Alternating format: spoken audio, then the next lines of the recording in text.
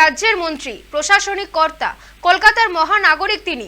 সব দিক দেখে শুনে আইন শৃঙ্খলা বজায় রেখে তবে সমস্ত পদক্ষেপ নিতে হয়, কিন্তু কর্তব্যের ঊর্ধ্বে মানবিকতা।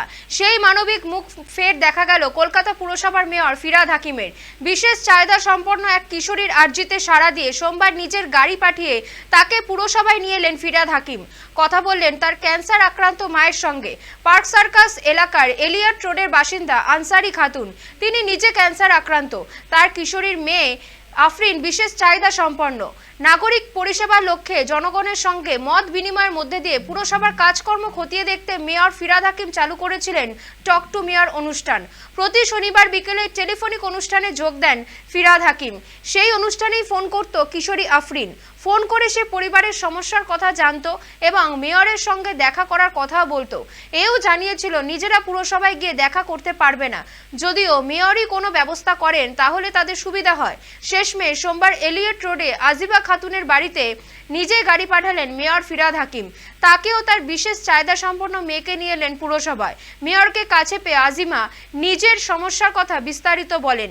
তিনিও মেয়ে দুজনেই অসুস্থ। এই অবস্থায় তীব্র আর্থিক সমস্যায় ভুগছেন তারা। চিকিৎসার সমস্যা হচ্ছে বলে জানান। আর্থিক সংকটের কথা শুনে আশ্বাস দিলেন সমাধানের।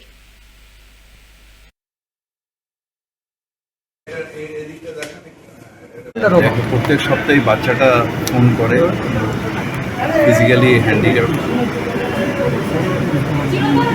যেটা বলা হয় স্পেশাল চাইল্ড। ক্যান্সার পেশেন্ট আজকে জানলাম।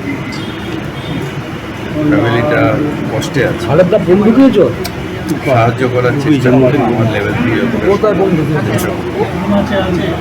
কারণ এরকম মানুষ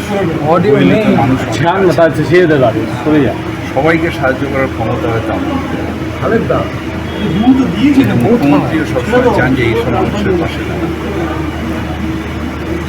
বলছিল কী করে আসবো, আমি গাড়ি পাঠিয়ে নিয়ে আসছি, নিয়ে এলাম, ও সমস্যা শুনলাম এবং চেষ্টা করি ওটার সমাধান।